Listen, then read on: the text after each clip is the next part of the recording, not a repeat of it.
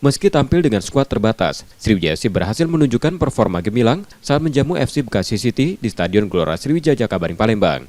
Laskar Wongkito menutup laga dengan kemenangan 5-3 dalam pertandingan Sabtu 4 Januari 2025. Gol Sriwijaya FC dicetak Muhammad Fadli menit ke-40 dan 63, Imam Witoyo menit 19 dan 69, serta Muhammad Farhan menit 54.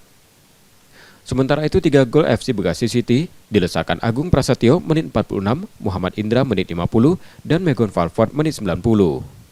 Pelatih Sriwijaya FC Hendry Susilo bersyukur atas hasil tersebut, timnya bermain luar biasa meski dengan komposisi pemain seadanya. Hendry mengingatkan pemainnya untuk tetap fokus namun tidak terlalu beryuforia.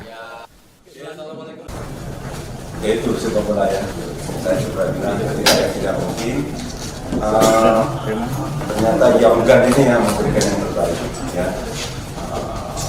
Saya juga tidak banyak memberi instruksi yang macam-macam menyebabkan diri walaupun di satu latihan saya cuma memotivasi, saya bermain psikologis bahwa bisa ya. Di sisi lain, pelatih FC Bekasi City Widiantoro mengungkapkan kekecewaannya. Kekalahan ini membuat peluang mereka lolos ke 8 besar menjadi tertutup. Saya kecewa sekali dengan hasil ini, dan hasil ini berarti sudah hampir menutup kami untuk langsung ke 8 besar.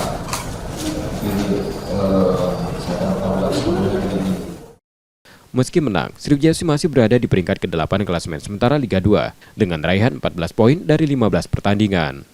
Nur Muhammad, Kompas TV, Palembang, Sumatera Selatan.